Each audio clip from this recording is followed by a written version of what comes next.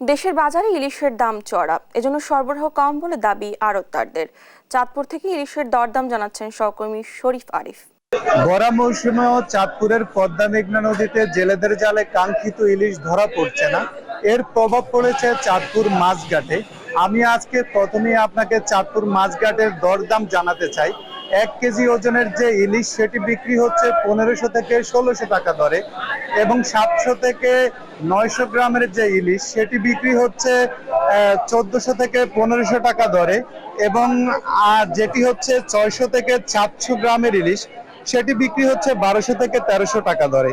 আপনি জানেন প্রতি বছর দুর্গাপূজার আগে ভারতে ইলিশ পাঠাতো শেখ হাসিনা সরকার, কিন্তু বর্তমান সরকার ইলিশের রপ্তানি বন্ধ করে দেওয়ায় স্বস্তি ফিরেছে বাংলাদেশের মানুষের মাঝে। অনেকেই আশা করেছেন রপ্তানি বন্ধ হওয়ায় ইলিশের দাম কম হবে। বাংলাদেশের বৃহৎ একটি মৎস্য অবতরণ কেন্দ্র চাঁদপুর মাছঘাট। এই ঘাটে প্রতিদিন দেশের বিভিন্ন প্রান্ত থেকে হাজার হাজার ক্রেতা আসেন। ক্রেতারা আমাকে জানিয়েছেন এবার ভরা মৌসুমেও ইলিশের দাম চড়া।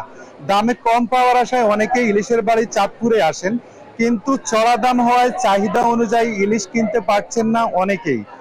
আমি কথা বলেছি এই ঘাটের মৎস্য ব্যবসায়ীদের সাথে। তারা আমাকে জানিয়েছেন বিগত বছরগুলোতে ইলিশের মৌসুমে প্রতিদিন চাঁদপুর ঘাটে 2000 থেকে 3000 মন ইলিশ ঘাটে আসতো, কিন্তু এবছর নদীতে ইলিশ পাওয়া যায় না বিদায় প্রতিদিন গড়ে 400 থেকে 500 মন ইলিশ ঘাটে আসে।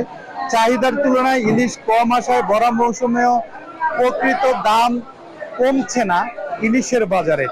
আমি আপনাকে একটা আশার কথা জানিয়ে রাখি। আমি কথা বলেছি বাংলাদেশ মৎস্য গবেষণা ইনস্টিটিউট নদী কেন্দ্রের চাঁদপুরের বৈজ্ঞানিক কর্মকর্তা আবু কাউসার দিদারের সাথে।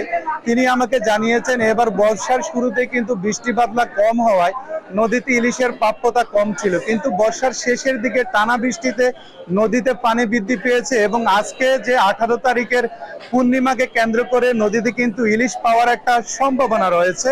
এতে কিন্তু জেলেদের মুখেও হাসি ফিরবে এবং এই ঘাটেও কর্মচাঞ্চল্য ফিরে আসবে বলে তিনি প্রত্যাশা করছেন। তো এই ছিল চাঁদপুরের ইলিশের বাজার থেকে আমার কাছে সর্বশেষ।